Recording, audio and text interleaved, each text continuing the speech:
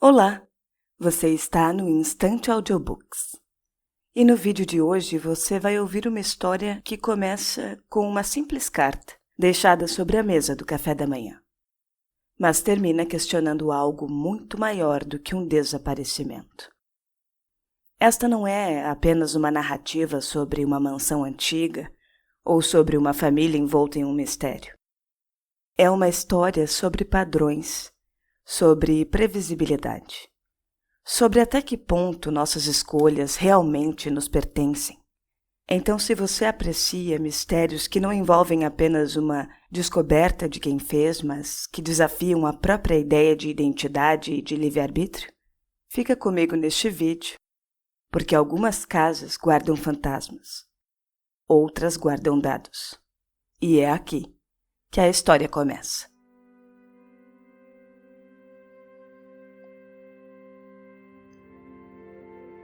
Eu não comecei a escrever por coragem. Eu comecei por estar desgastado. Sabe, tem um ponto na vida de qualquer homem em que o silêncio deixa de ser prudência e passa a ser cumplicidade. E eu levei anos para compreender essa diferença. Anos de distância geográfica, de invernos longos demais e de noites em que o vento parece sussurrar perguntas que ninguém mais está disposto a fazer. Então, se esse manuscrito existe, é porque algo falhou. Não, ou talvez porque tenha funcionado exatamente como previsto. Durante muito tempo eu acreditei que os acontecimentos da mansão Carter fossem um episódio isolado, um desaparecimento antigo, um erro histórico que poderia ser explicado com dinheiro, um sequestro pela influência deles ou pela loucura. Mas eu estava enganado. Quando eu era criança, ninguém precisava nos proibir de chegar perto da mansão Carter. O medo e aquela aparência sinistra fazia o trabalho todo sozinho. E ela ficava no final da antiga estrada do penhasco, numa elevação onde se podia ver quase toda a cidade. Não era exatamente visível do centro, mas sabíamos que ela estava ali. Como se a sua presença pairasse sobre nós mesmo quando não a víamos. Lembro-me de uma tarde específica. Eu devia ter 8 ou 9 anos e estava com o meu amigo Daniel empinando pipa perto da curva da estrada. Só que o vento soprou forte demais e a linha escapou das nossas mãos. Então a pipa foi parar no terreno que antecedia o portão da mansão. Nenhum de nós foi buscar a pipa. Ficamos ali olhando como se tivéssemos chegado perto demais de algo que não nos dizia respeito. Naquela época, as histórias sobre a família Carter já eram vagas e quase folclóricas. Falava-se de um desaparecimento repentino, de jantares interrompidos, de empregados que deixaram a cidade no dia seguinte e que nunca mais foram vistos. Só que nunca nada era confirmado. Adultos não gostavam de admitir que não sabem explicar alguma coisa. E com o passar do tempo, com o passar dos anos, a mansão deixou de ser assunto. A estrada ficou menos utilizada, o mato cresceu, a memória coletiva foi se acomodando. E eu também deixei de pensar nela, até amanhã em que a carta chegou. E eu me lembro, era uma terça-feira como qualquer outra. Eu estava na cozinha tomando café e lendo distraidamente as notícias, quando eu ouvi o som da correspondência sendo deixada na varanda. Eu não dei importância imediata, até perceber que aquele não era o horário do correio. Quando eu fui até lá e abri a porta para pegar a correspondência, o envelope estava sozinho, sem selo, sem carimbo, sem nenhuma identificação de origem. Havia apenas o meu nome. E eu não reconhecia a caligrafia. Então eu entrei, fechei a porta, sentei novamente à mesa antes de abri-lo. E eu não sei exatamente o porquê. Talvez porque no fundo eu já tivesse a impressão de que o conteúdo não seria nada trivial. E dentro tinha apenas um cartão simples com 3 frases impressas. Você foi escolhido. A mansão ainda está de pé. Encontre a caixa. O uso da palavra ainda me chamou a atenção. Ainda está de pé. Como se alguém esperasse que ela não estivesse. Eu fiquei olhando para aquele cartão por alguns minutos, tentando encontrar alguma pista adicional, eu não sei, alguma marca d'água, uma assinatura, qualquer coisa. Mas não tinha nada. E então, de forma inesperada, a memória daquela pipa perdida voltou com toda a nitidez na minha cabeça. Uma sensação de estar perto demais de algo que não nos dizia respeito. Passei o resto da manhã tentando me convencer de que aquilo era só uma brincadeira. Mas a insistência daquela lembrança infantil me incomodava. Eu conhecia a mansão, eu tinha estado perto dela antes, e de alguma maneira difícil de explicar eu sempre senti que tinha algo inacabado naquela história. Saí de casa pouco depois das 8. Durante o trajeto eu recordei detalhes que havia esquecido conscientemente por anos, como o fato de que a família Carter tinha fama de receber convidados frequentes nos meses anteriores ao desaparecimento, com jantares misteriosos, pessoas que vinham de fora, estranhos que não permaneciam na cidade por muito tempo. E a questão é que ninguém jamais soube quem eram essas pessoas. A estrada agora estava mais estreita do que eu me lembrava. As árvores mais altas. E quando o sinal do celular desapareceu, eu nem me surpreendi porque eu já esperava por isso. O que eu não esperava era encontrar a mansão em um perfeito estado de conservação. Não havia sinais evidentes de abandono. As janelas estavam intactas. O portão, embora antigo, não estava enferrujado o suficiente para impedir o seu movimento. E ele estava entreaberto. Não senti medo de imediato, eu senti algo mais complexo. A sensação de que um ciclo antigo estava prestes a se fechar. Atravessei o portão e subi os degraus lentamente, observando os detalhes arquitetônicos, que quando criança eu só conseguia imaginar à distância. E a porta principal se abriu com facilidade, como se alguém tivesse passado por ali recentemente.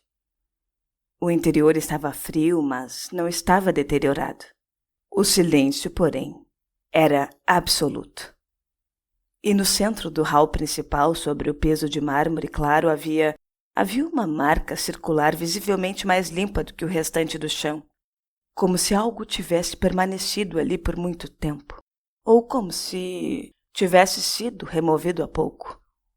E foi nesse momento que eu compreendi que a carta não era um convite aleatório. Ela pressupunha que eu saberia onde procurar. E de maneira inquietante, eu sabia. Eu fiquei alguns instantes no hall antes de seguir em frente. A casa tinha aquele tipo de silêncio que não é apenas uma ausência de som, é uma espécie de espera. Fechei a porta atrás de mim mais por hábito do que por decisão consciente. E caminhei em direção à sala da esquerda. A disposição dos móveis parecia intacta demais para um lugar abandonado há uns 40 anos. Havia uma fina camada de poeira sobre as superfícies, mas não era o suficiente para indicar décadas de desuso. Sobre a lareira havia um retrato antigo que chamava a atenção. Um homem de expressão severa, uma mulher de postura rígida e 2 crianças. A moldura dourada estava ligeiramente manchada pelo tempo, mas o vidro estava preservado, mesmo com a fina camada de poeira.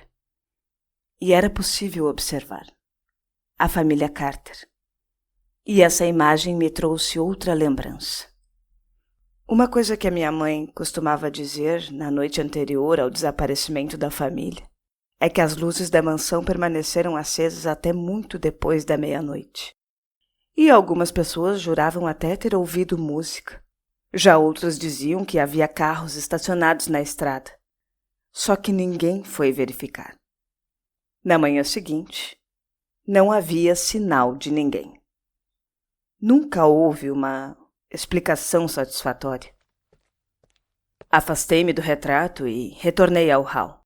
Foi nesse momento que eu ouvi vozes, muito baixas, vindas do andar superior.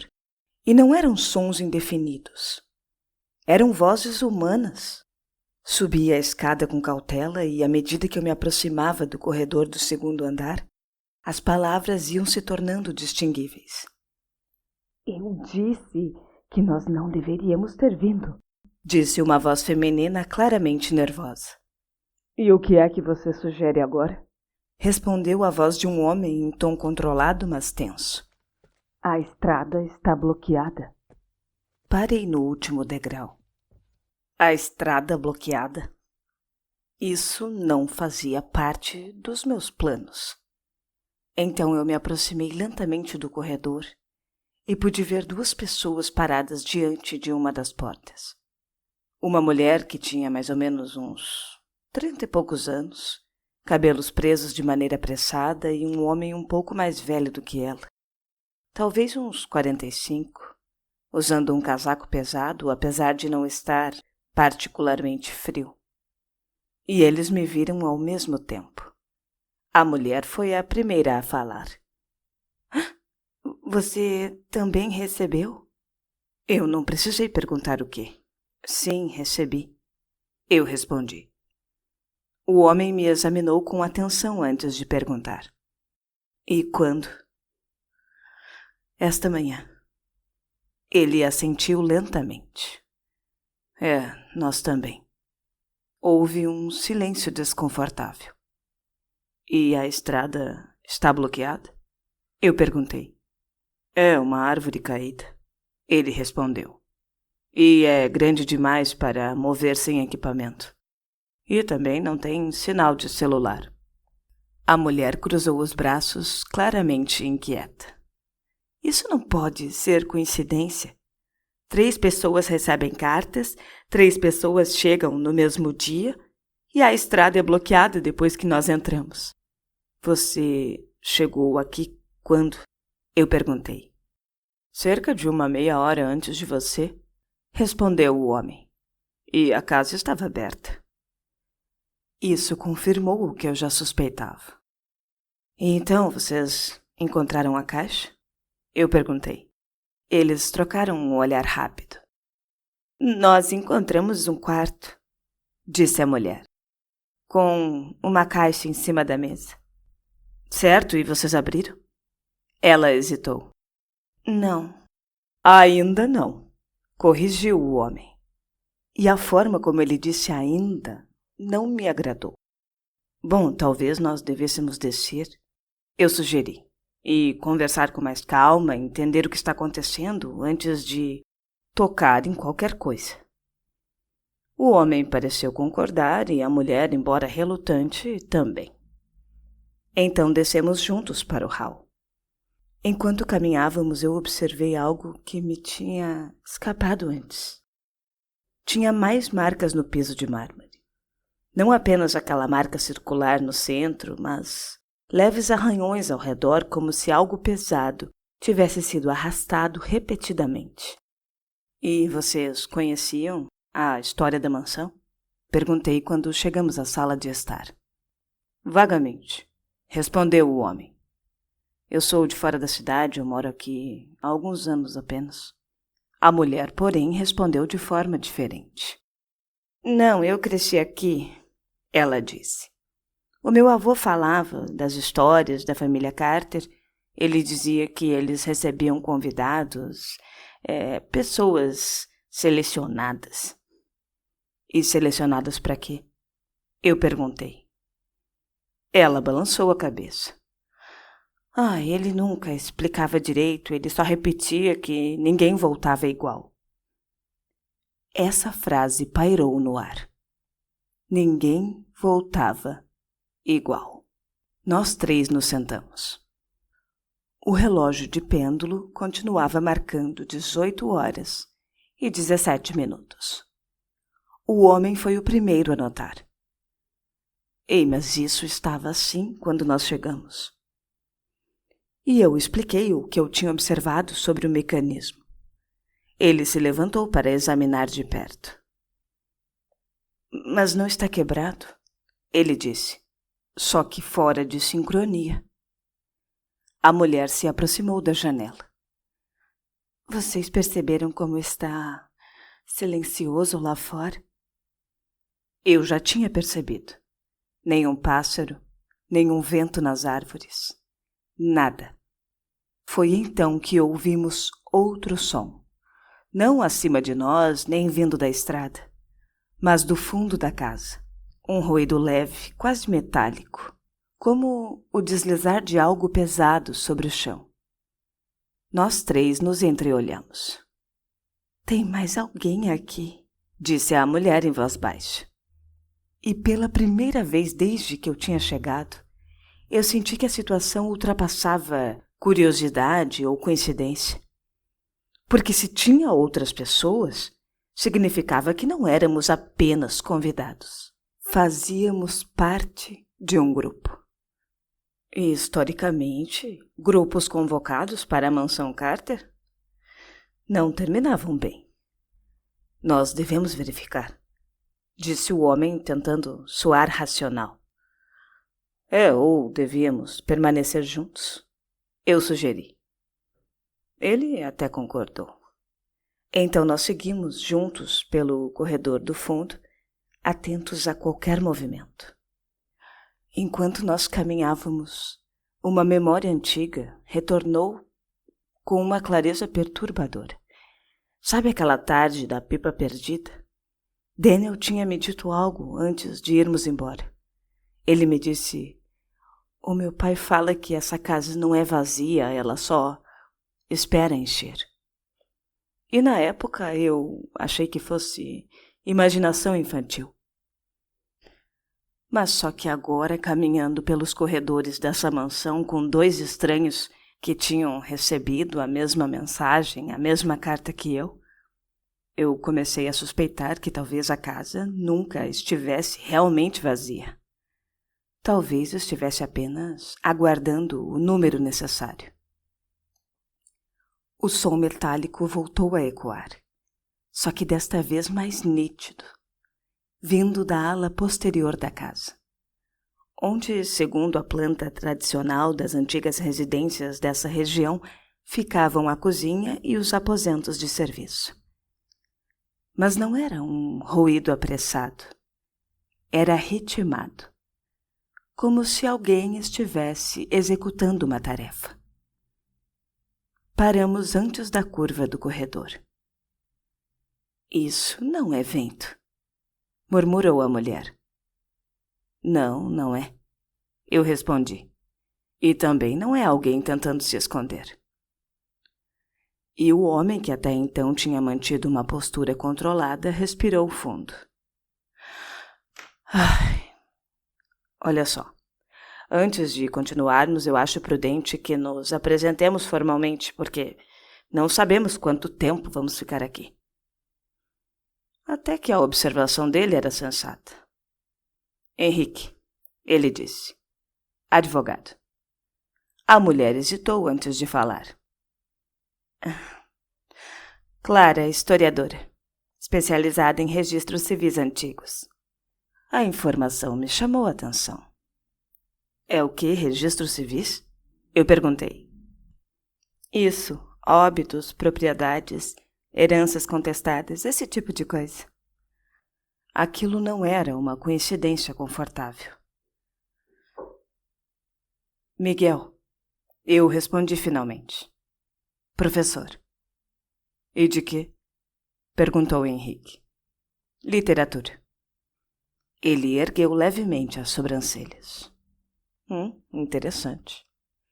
E era interessante demais. 3 pessoas. Um advogado especializado em disputas, uma historiadora focada em registros antigos e um professor de literatura particularmente interessado em narrativas estruturadas, padrões e omissões, escolhidos para procurar uma caixa. Vocês perceberam, não é? Eu comecei com cuidado.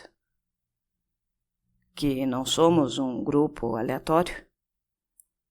Clara me encarou com atenção renovada. Espera. Está sugerindo que fomos selecionados por nossas profissões? Eu estou sugerindo que alguém sabia exatamente quem chamar. Henrique cruzou os braços. Mas e chamar para quê? Uma encenação? Um jogo intelectual? Não, eu não acho que seja um jogo. Eu respondi. Tá mais para uma reconstrução. O ruído cessou abruptamente. O silêncio que se seguiu foi muito pior. Nós fizemos a curva do corredor juntos. A cozinha estava parcialmente iluminada pela luz que entrava pelas janelas altas. Sobre a mesa central havia utensílios organizados. Tinha um copo ainda úmido, um prato com migalhas recentes. Mas o que realmente nos mobilizou foi a figura sentada à cabeceira da mesa. Um senhor idoso, de postura ereta, mãos repousando sobre uma bengala de madeira escura. Só que ele não parecia surpreso. Parecia estar esperando. Ora, finalmente, disse ele com a sua voz calma. Eu pensei que iriam demorar mais. Nenhum de nós respondeu de imediato. Henrique foi o primeiro a recuperar a compostura. O senhor poderia nos explicar o que está acontecendo? O homem inclinou levemente a cabeça. Isso depende. Já abriram a caixa? Clara deu um passo à frente. Ainda não. Ele assentiu. Excelente. Então ainda temos margem. Margem para quê? Eu perguntei. O homem me olhou diretamente. E teve algo perturbador naquele olhar. Não era hostilidade nem loucura, era reconhecimento, para evitar que a história se repita da maneira errada. A frase instalou um desconforto palpável. Mas e quem é o senhor? Insistiu Henrique. Alguém que deveria estar morto. Respondeu ele com naturalidade. Clara empalideceu. Isso não é possível. Muitas coisas parecem impossíveis, replicou ele. Mas ainda assim aconteceram aqui. Ele indicou uma cadeira vazia. Sentem-se. Já que estão aqui, é melhor compreenderem antes de julgarem. Nós hesitamos, mas sentamos. O homem passou a mão lentamente sobre a bengala. A família Carter não desapareceu, disse ele. Isso é apenas a versão confortável. Mas e então o que aconteceu? Eu perguntei. Ele me estudou por alguns segundos. Eles foram apagados. Apagados? Como? Questionou Clara. Documentalmente, juridicamente, socialmente apagados, como se jamais tivessem existido. Henrique se inclinou para a frente. Não, mas isso exigiria uma estrutura enorme, estado, cartórios e bancos. Exato. Interrompeu o velho. O silêncio se adensou. Espera, está dizendo... Eu falei lentamente. Que o desaparecimento foi político, administrativo? Ele sorriu levemente. Estou dizendo que há formas de eliminar alguém sem tocar no seu corpo. Clara ficou imóvel. Eu trabalho com registros e sempre há vestígios. Nem sempre, minha jovem, respondeu ele, especialmente quando a própria existência de alguém é considerada um erro.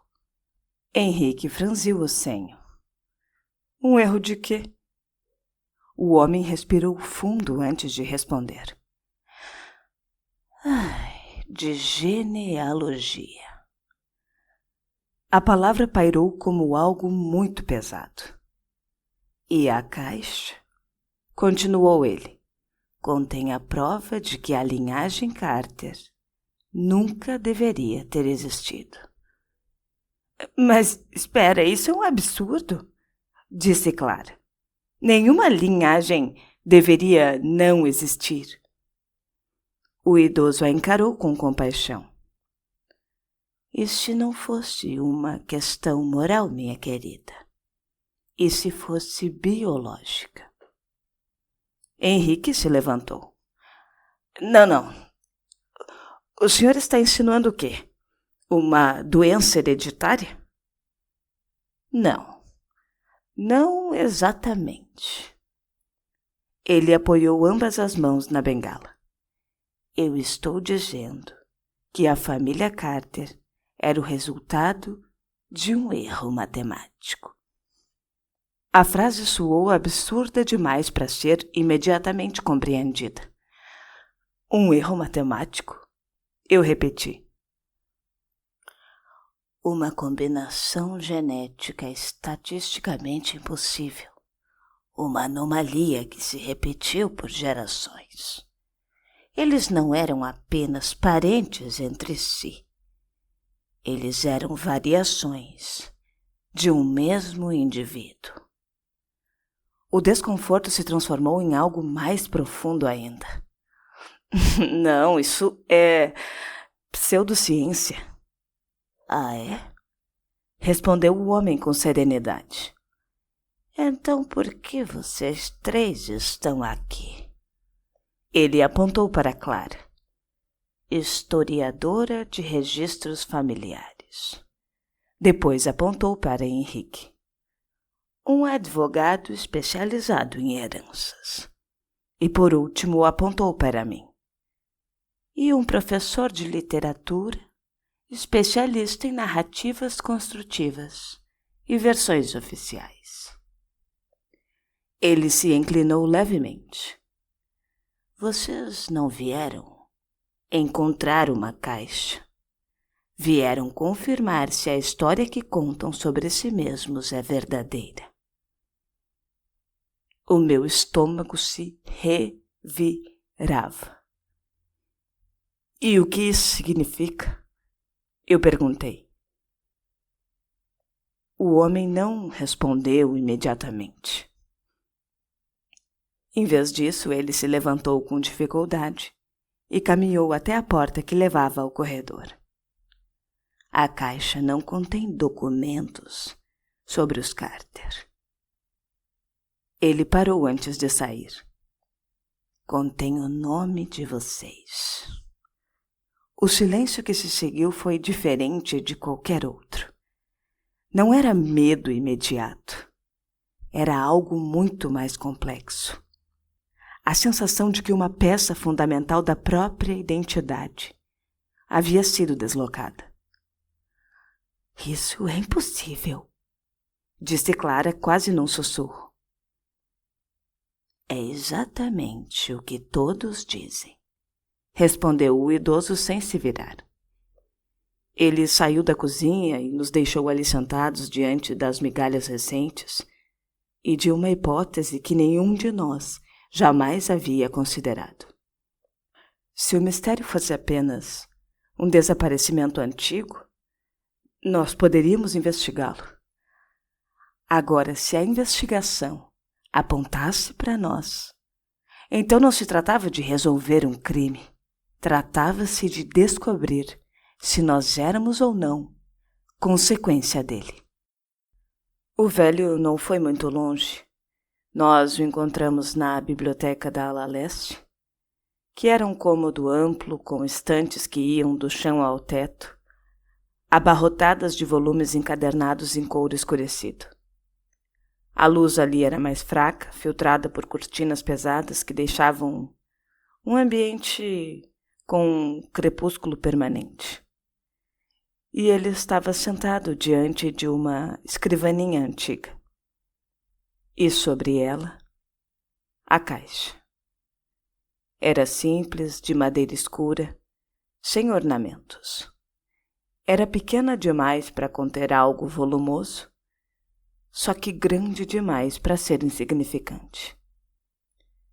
Clara foi a primeira a falar. O senhor ainda não nos disse quem é. Ele não se virou imediatamente. O meu nome é Augusto Carter. O nome caiu como algo sólido. Henrique reagiu primeiro.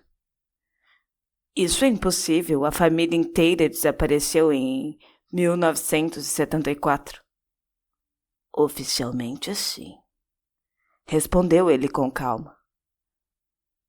Virei-me para Clara. Ela estava completamente pálida.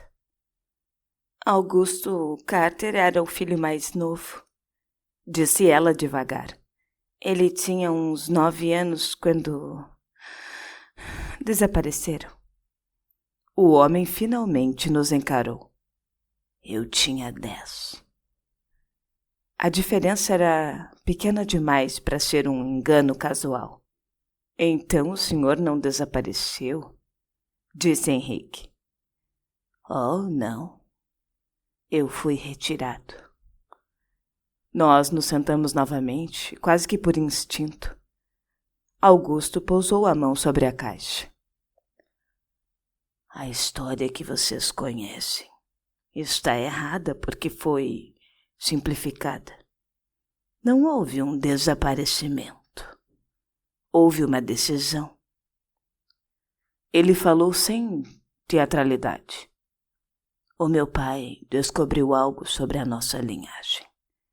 Algo que não estava apenas nos registros civis, mas nos registros médicos, nas árvores genealógicas antigas, nas probabilidades estatísticas. Por gerações, os Carter haviam se casado estrategicamente, visando preservar certas características físicas e intelectuais também. O que começou como uma escolha acabou se tornando um padrão, e esse padrão se tornou repetição. Repetição que se tornou redundância. Clara murmurou. Endogamia. Não apenas isso, corrigiu ele. Uma coincidência genética progressiva. Nossos exames indicavam uma uniformidade impossível, como se não fôssemos descendentes de múltiplos ancestrais, e sim variações mínimas de um único código original. Henrique cruzou os braços. Mas isso não justificaria apagar uma família inteira? Justificaria, meu caro, se a descoberta fosse além da biologia. Ele finalmente abriu a caixa. Dentro havia documentos cuidadosamente organizados. Fotografias antigas, mais 3 envelopes lacrados. Nossos nomes estavam escritos neles. Augusto continuou. O meu pai percebeu algo ainda mais inquietante. A cada 3 gerações, surgiam indivíduos fora da linha principal. Pessoas que por motivos diversos eram afastadas. Fossem adoções discretas, mudanças de cidade, registros alterados. Clara respirava com dificuldade. Ramos colaterais. Exatamente, minha jovem.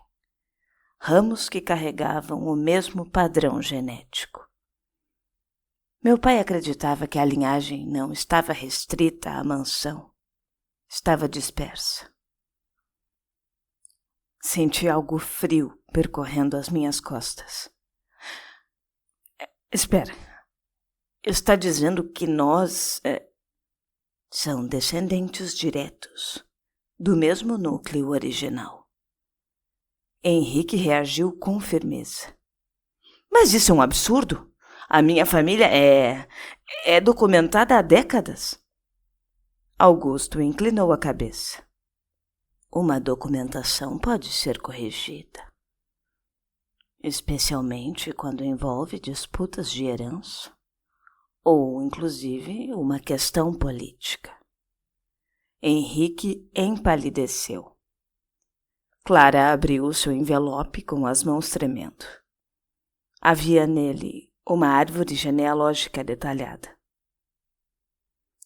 No topo da árvore, um nome que eu nunca tinha ouvido.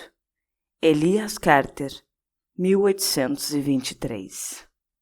E abaixo dele, ramificações. Uma delas levava ao sobrenome de Clara, outra ao de Henrique e outra ao meu. Mas o mais perturbador não era isso. Era a observação escrita na margem. Repetição fenotípica confirmada nas 5ª e 8ª gerações. E o que é que isso significa? Eu perguntei. Augusto me encarou com tristeza. Significa que certos traços intelectuais, comportamentais e até escolhas profissionais reaparecem com regularidade estatística impossível. Clara levantou os olhos. Está sugerindo que as nossas decisões não são inteiramente ou nem são nossas? Ele não respondeu imediatamente. O que eu estou dizendo é que por décadas estudiosos independentes analisaram a nossa linhagem como um experimento natural de repetição genética extrema. E o meu pai descobriu que havia relatórios, observadores, pessoas acompanhando os descendentes. E não só isso, descobriu uma perversidade humana por trás de tudo que guiou a nossa família até aqui. Nunca fomos donos de nós mesmos. Nunca pensamos por nós mesmos. Tudo parece ter sido inserido. Tudo parece ter sido condicionado. Como se a família Carter tivesse sido criada com um propósito e não uma vida natural. Henrique ficou imóvel. Não, espera, mas o senhor disse que havia observadores, mas estavam observando o quê e para quê? Para provar uma tese antiga. E qual tese é essa? Eu perguntei. A de que a individualidade é uma ilusão estatística. O silêncio naquela biblioteca foi absoluto. A mansão não era apenas residência. Ele continuou. Era um ponto de encontro. A cada 3 gerações, alguns descendentes eram reunidos aqui, com encontros previstos através de recados deixados por outros descendentes em seus cofres, para realizarem testes cognitivos. E não só por recados, mas por lembretes feitos a cada geração por parlamentares, por gente da política, para que nós fizéssemos avaliações psicológicas, testes e mais testes. Tudo isso disfarçado como encontros sociais. Clara levou a mão à boca. Então o desaparecimento foi uma recusa de meu pai de continuar cooperando, seja lá com quem fosse desde o princípio. E ele decidiu expor tudo, Mas, antes que fizesse isso, os financiadores encerraram o projeto. Ou fingiram que encerraram. Diziam ter apagado registros, ou desfeito vínculos, e então, oficialmente, deixamos de existir. Henrique falou num tom mais baixo. Mas e o senhor? Eu fui poupado porque era criança, criado sob outra identidade. Mas eu acompanhei tudo de longe. Esperei que os observadores envelhecessem, morressem, que o sistema perdesse a sua força. Ele olhou para nós três. E vocês são a 9ª geração. E por que nos reunir agora? Eu perguntei. Augusto respirou profundamente. Ai, porque o padrão está prestes a se repetir de forma completa. Clara franziu a testa. Completa? Ele abriu o último documento. Havia nossas fotografias, recentes, tiradas sem o nosso conhecimento. Vocês 3 escolheram profissões idênticas às de 3 membros da 5ª geração. Advogado, historiador e professor de literatura. Henrique sussurrou. Isso é coincidência. Augusto balançou a cabeça. Na 5ª geração, os 3 foram reunidos aqui. E 2 morreram. Apenas um permaneceu. Clara empalideceu. Permaneceu? Mas como? Augusto pousou a mão sobre o peito. Eu sou a repetição. A compreensão veio lenta e terrível. Ele não era apenas um sobrevivente. Ele era descendente do mesmo padrão repetido. O projeto não visava matar, ele disse calmamente, mas também não fazia nada se isso acontecesse. O que ele queria era provar que, dadas certas condições, o mesmo indivíduo pode reaparecer, não fisicamente idêntico, mas estruturalmente equivalente. Nesse momento eu olhei para as minhas próprias mãos como se elas pudessem me revelar algo oculto. E a caixa? Eu perguntei.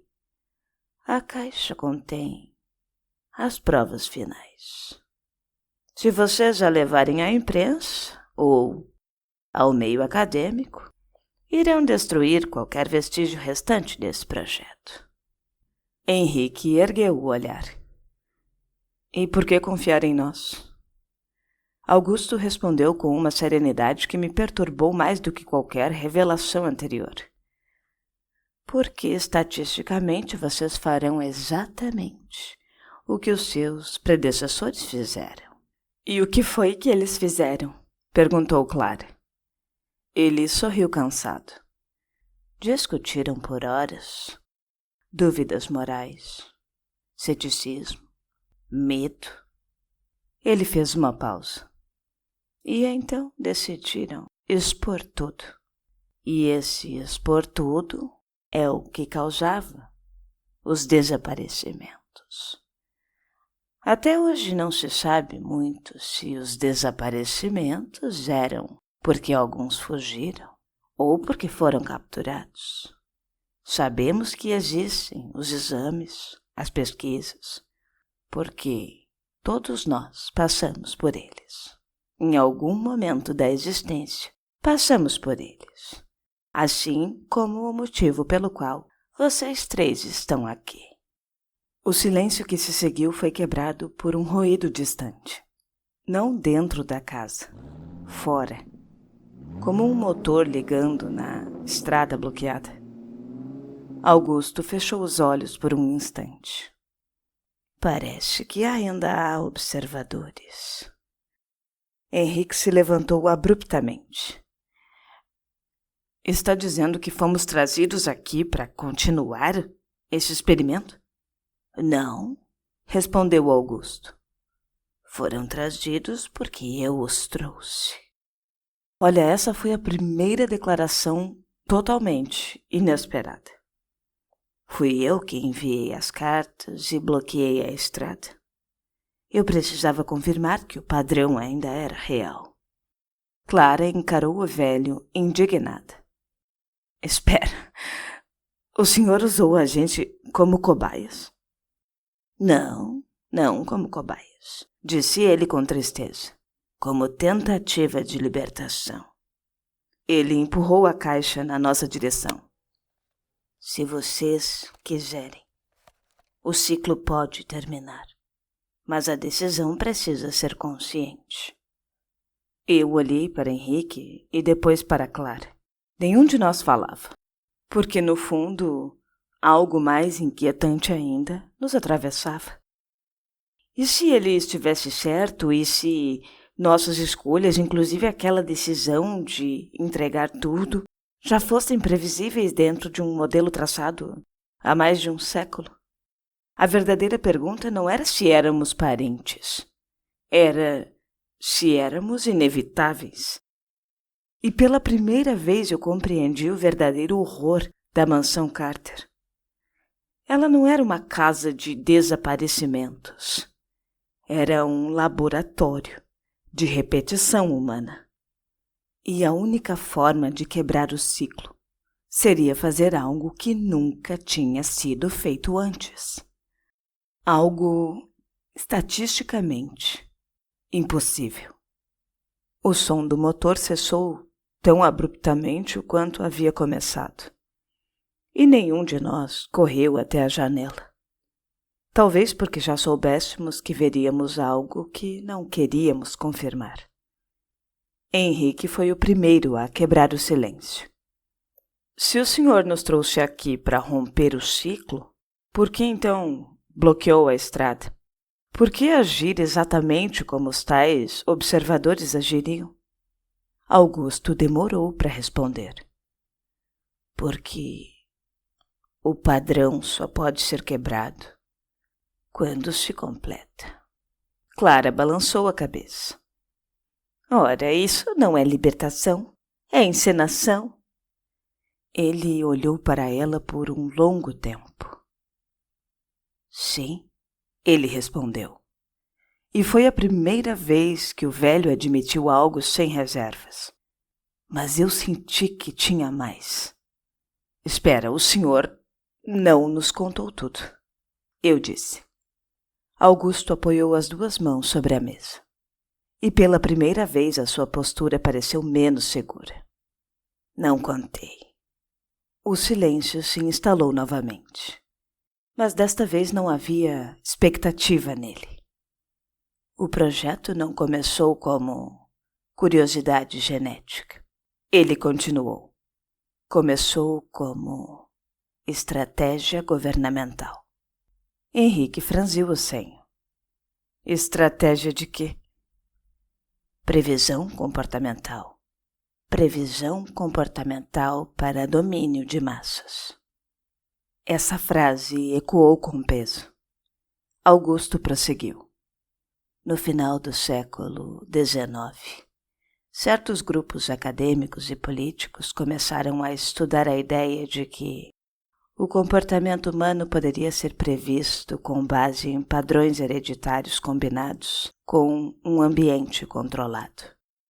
E a família Carter era financeiramente poderosa, discreta e disposta.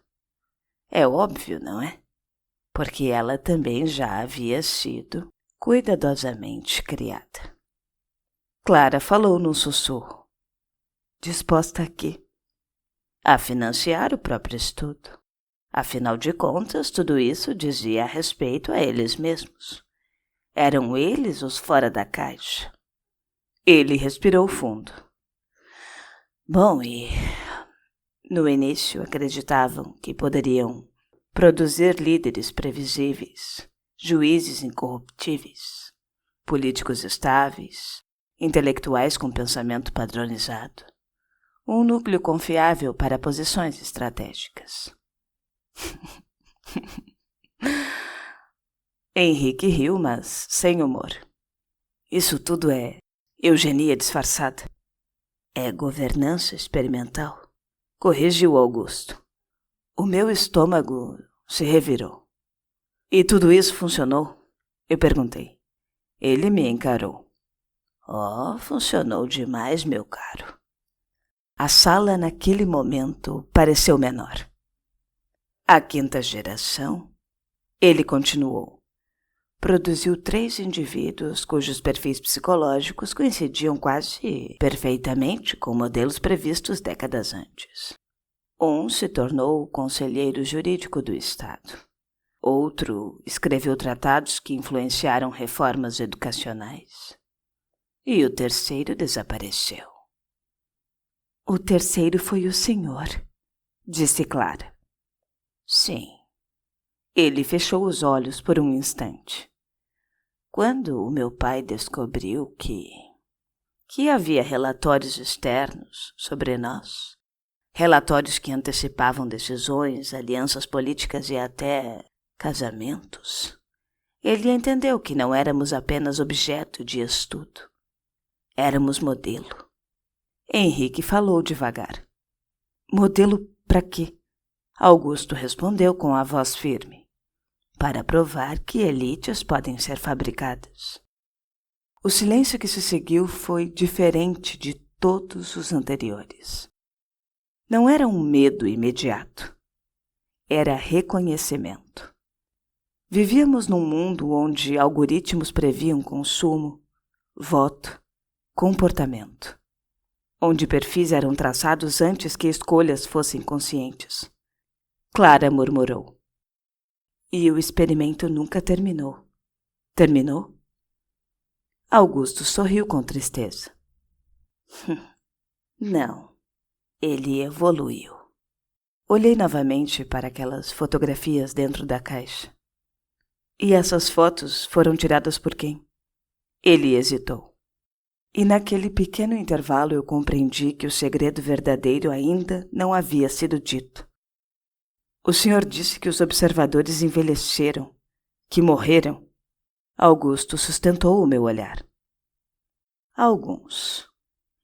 Henrique se levantou devagar. O senhor não está aqui para romper o ciclo. Augusto não respondeu. Clara então sussurrou. Ele está aqui para reiniciá-lo. A verdade pairou sobre nós antes mesmo de ser confirmada. Augusto falou por fim. O projeto perdeu financiamento formal há décadas atrás. Mas só que a ideia nunca deixou de interessar pessoas em posições estratégicas. Ele tocou levemente no bolso interno do paletó. Eu recebi uma proposta há uns 3 anos. Proposta? Eu repeti. Retomar o estudo. Com métodos modernos, dados digitais, monitoramento invisível. E vocês 3 já estavam mapeados muito antes das cartas. O mundo pareceu se deslocar alguns centímetros. Então não foi o senhor quem nos escolheu? Disse Henrique. Augusto sustentou o olhar dele também. Não sozinho. E a verdade final veio sem dramatização. Eu queria confirmar se o padrão ainda produzia indivíduos moralmente inclinados à exposição da verdade. Clara respirou fundo. Ai, tá bom, e se não produzisse? Então o projeto seria oficialmente reiniciado. A frase foi dita com uma absoluta calma. Henrique deu um passo para trás. O senhor nos trouxe aqui como um teste final de lealdade. Na verdade, como uma verificação de previsibilidade. Olhei para aquela caixa. E se fizermos exatamente o que o modelo prevê? Expor tudo isso? Augusto assentiu lentamente. Então, o relatório final vai confirmar que o padrão continua válido. Foi então que eu compreendi o verdadeiro horror daquilo tudo. Não importava o que fizéssemos. Se seguíssemos o impulso moral de denunciar, confirmaríamos o modelo. Se destruíssemos as provas por medo, confirmaríamos outro padrão previsto. A liberdade era a variável testada. Clara foi a primeira a formular o inevitável. Para quebrar o ciclo, nós precisamos fazer algo que nenhum modelo considere plausível. Henrique olhou para mim. Algo irracional. Augusto observava em silêncio. E naquele instante eu percebi algo que nenhum de nós havia verbalizado. A única variável que jamais fora testada era a cooperação com o próprio sistema. Não denúncia, não destruição, mas infiltração. E fui eu quem falou. Tudo bem, e se aceitarmos a proposta? Clara se virou bruscamente. O quê? Se aceitarmos participar oficialmente, se entrarmos no projeto, se fingirmos cumprir o padrão. Henrique começou a entender. E então alterarmos os dados. Introduzimos ruído. Eu completei. E assim ficamos imprevisíveis por dentro. Augusto nos observava com uma expressão que não conseguia identificar. Isso nunca foi feito, ele disse. Porque todos sempre tentaram destruir ou escapar. Eu respondi. Nunca assumir o controle do próprio experimento. O motor do lado de fora voltou a roncar. E dessa vez mais próximo da mansão. Augusto se levantou com alguma dificuldade. Se escolherem esse caminho, não haverá retorno. Henrique falou com firmeza. Nunca houve retorno. Clara fechou lentamente a caixa. Nós vamos cooperar, ela disse, mas sob as nossas regras. Augusto nos encarou longamente. E pela primeira vez eu vi algo genuinamente inesperado no seu rosto. Dúvida. Ele não tinha previsto aquilo. Nenhum relatório do século XIX tinha previsto indivíduos conscientes o suficiente para manipular o próprio modelo. O padrão previa a denúncia, previa medo, previa confronto, mas não previa uma estratégia compartilhada. De repente, o motor cessou. Passos foram ouvidos na varanda e Augusto sussurrou. Se fizerem isso, talvez o mundo jamais saiba que o experimento existiu. Henrique respondeu com calma. Talvez essa seja a única forma de vencê-lo. A campainha tocou. E pela primeira vez desde que entramos naquela casa, eu senti algo que não era medo. Era escolha. Talvez ainda fôssemos variações de um código antigo. Talvez fôssemos previsíveis em muitos aspectos. Só que naquele instante algo escapava à estatística. A decisão consciente de agir contra o próprio padrão. E a mansão Carter não era apenas um laboratório. Era um espelho. E ao invés de quebrá-lo, decidimos atravessá-lo. 11 anos depois da mansão. Não, nós não fomos ingênuos. Quando o memorando classificou o programa Carter como, entre aspas, estatisticamente instável, nós sabíamos que aquilo significava apenas uma coisa. Tínhamos nos tornado ruído demais para ser útil. E ruído em sistemas de controle não é corrigido. É isolado, é eliminado. E a primeira mudança foi sutil. Convites acadêmicos cancelados, processos jurídicos inexplicavelmente redistribuídos. Artigos da Clara foram submetidos a revisões intermináveis sob justificativas técnicas inconsistentes. Nada que pudesse ser formalmente contestado. Mas é claro, não é? Foi suficiente para nos deslocar. E Henrique foi o primeiro que entendeu isso. Não, eles não vão nos eliminar, ele disse certa noite na biblioteca da mansão já quase vazia. Isso iria gerar um padrão investigável. Eles vão nos neutralizar socialmente. E foi exatamente o que fizeram. Em 2 anos, as nossas trajetórias se tornaram marginais. Nenhuma acusação formal, nenhum escândalo público. Apenas portas que deixaram de se abrir. Augusto já tinha morrido quando percebemos o estágio seguinte. O monitoramento mais direto. Não ostensivo, só que presente. Clara foi abordada numa conferência por um homem que conhecia detalhes demais sobre a sua agenda. E Henrique notou que decisões judiciais em que atuava passaram a ser, digamos, sistematicamente anuladas por instâncias superiores sob argumentos meio que padronizados. E quanto a mim, eu recebi uma proposta de docência em um programa internacional remoto, generosamente financiado e extraordinariamente isolado. Aceitei? Não foi por ingenuidade. Foi porque eu compreendi que o isolamento era a forma mais eficiente de contenção. Henrique partiu para outro país sob justificativa profissional e Clara seguiu caminho semelhante meses depois. Nunca mais nos reunimos fisicamente. Às vezes nos comunicamos, muito raramente, e sempre com cautela. E depois disso foi onde eu percebi a ironia final. O experimento não nos eliminou, ele apenas nos deslocou para fora do centro de influência, exatamente como era feito com os desvios um século atrás. A diferença? A diferença é que permanecemos vivos e conscientes.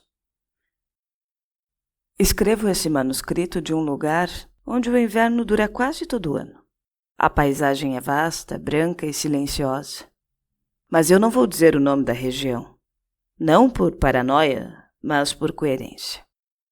Aprendi que sistemas não precisam perseguir com violência. Basta tornarem alguém irrelevante. Às vezes eu até me pergunto se a decisão que nós tomamos naquela sala foi realmente imprevisível, ou se o sistema simplesmente se adaptou como sempre fez. Talvez o padrão não fosse produzir líderes, talvez fosse identificar limites. E se nós fôssemos apenas a geração que testou os nossos? E a mansão Carter foi vendida há uns 3 anos. A transformaram em um centro de estudos históricos. O passado sempre encontra uma forma elegante de se camuflar. Se esse manuscrito chegar a alguém, não o leia como denúncia. Leia como uma advertência. O experimento não precisava continuar sob o nome Carter. Hoje ele opera de maneira muito mais sofisticada. Ele não depende de sangue, depende de dados. E se tem uma coisa que eu aprendi ao longo desses anos de silêncio, é que a previsibilidade humana não é construída apenas por genética. Ela é cultivada por conveniência. A verdadeira variável estatisticamente impossível não é a rebeldia, é a lucidez prolongada. E talvez seja por isso que eu escrevo. Não para provar que o experimento existiu, mas para deixar registrado que, pelo menos uma vez, alguém percebeu o padrão enquanto ainda estava dentro dele. Se isso altera alguma coisa no mundo real, isso eu não sei. Mas eu sei que enquanto alguém reconhece o modelo, ele deixa de ser absoluto. E essa, ainda que pequena, é uma forma de liberdade. É isso. Esse foi o vídeo de hoje, o conto da Caixa Misteriosa, que é uma história autoral. Espero que tenham gostado e muito obrigada por ouvir até aqui. Nos encontramos no próximo vídeo.